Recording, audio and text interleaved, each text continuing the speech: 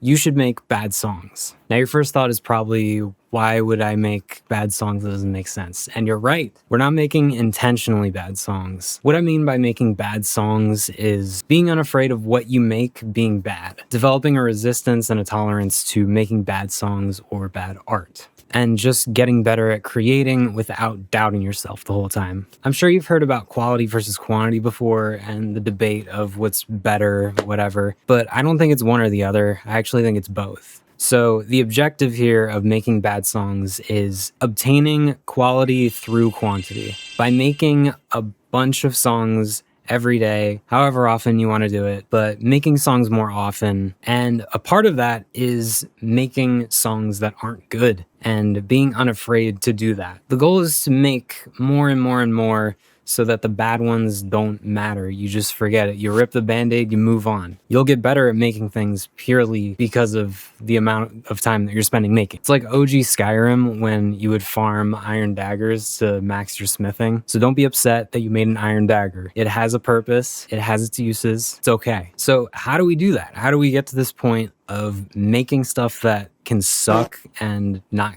care about it and just move on? The first thing is to embrace the bad songs. They happen. You move on and you lived. All that happened is you made a song that wasn't that great. No one has to hear it. It just is. You don't have to put it out. Nothing has to be done with it. And chances are you probably learned something from it. I made a really shitty Rally House song this morning. It sucked. And I'm okay.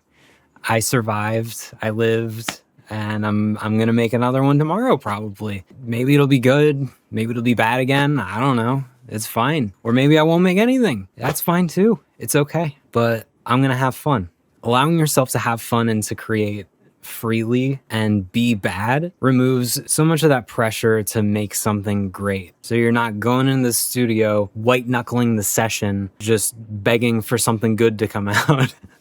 Have fun. Another way to improve at this is to celebrate even your smallest bits of growth. You're improving. That's good. That's what we want. Even if it's just like a little thing, like I like this snare in this song that I made, but I hate everything else. That's fine. I made a sick snare, and that's what matters. Train your brain to feel good about making things rather than hurting it. So instead, you're going to associate good feelings with creating rather than negative feelings. Right now, your brain might be associating the self-doubt, the negative self-judgment, the pressure, whatever it is, with making music or creating art, and it makes you not want to show up. It's kind of like being a part of a friend group that's really fun, and you show up, you have a great time, and you want to hang out with everyone again. You don't want to leave, but on the opposite end, if they're mean to you, you don't have a good time, you probably don't want to show up again, or at least right away, and you might put it off. Another big hang up with this is comparison. Comparison is poison. It's a cliche, but it's really the thief of joy, like truly. A good way to get better at not comparing yourself and your art, music, whatever, to other people is to reframe it as getting excited that you can be that good someday, and motivation that you can get there,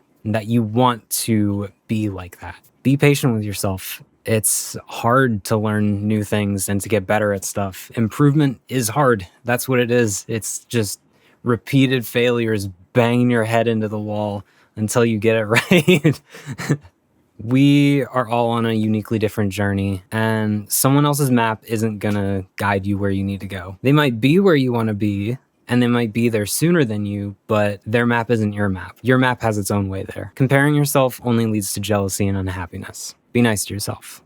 So what's something we can do to put all of these things into practice and get better at it? Great way to do that is a challenge. One that I've done a couple of times that really works for me and that I really enjoy is setting a time frame, like a week or a month or whatever you want, where you make something every day during that time, no matter what. No matter how good, how bad, whatever is going on, you have to make something during that time. The first one I did was with a Discord community where we had to make at least 10 seconds of audio for 30 days straight. That minimum requirement is actually something I really liked because it didn't ask too much. And most days I would blow past that requirement, sometimes making a whole song, sometimes making like half a song, anything. You'll probably surprise yourself with how much you can actually do. And like me, you won't want to stop when the challenge ends, and you'll just keep going.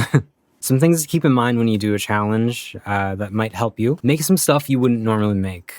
Different genres, different instruments, different styles, different tempos, time signatures, whatever you want. Try making some stuff without a goal in sight or with a goal in sight and just explore and make stuff. Try making some silly shit too. That's fun. Something I want to add. It's so easy to set mental roadblocks, especially when you're a neurodivergent person. So I have OCD where I set mental rules for everything in my life, and that includes writing songs. That became a rule in itself. So for a long time, I had it in my head that I could only write a new song like every 2 weeks, and I'd have to put a certain amount of effort into that song before I could move on. It's just so untrue, but you know, eventually I beat that barricade. And when I say beat the barricade, I really just moved it forward a little bit to the point where it was 1 week instead of 2 weeks. Then eventually after that, it was moved to 1 day. Now I do whatever I want. It's great. I've defeated that. And when I conquer those rules, I feel so fucking powerful. Like, I can write multiple songs a day if I want to. I could write an album in a day if I want to. Or I could write nothing and I'll be fine. It's okay. You can just decide to do shit and do it quickly. You can break your rules and expectations for yourself and do whatever you want. So for a non-music example of this, I decided to go to college online last year in April. That's when I started. I mainly really just wanted to prove to myself that I could do it and that I was smart and to have a degree for more opportunities, you know, whatever. So I did it in 10 months. I graduated just a few months ago in February with a bachelor's degree. Now I can't get a job, but that's besides the point. But I literally just did it. I just decided to do it and locked in. Truly, if you're insane enough, you can do anything.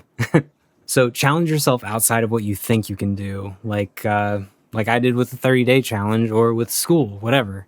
Experiment, have fun. The biggest takeaway I can leave you with is to just have fun.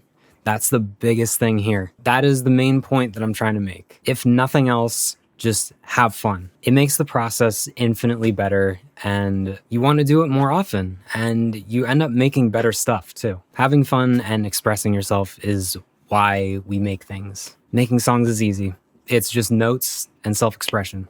You got this.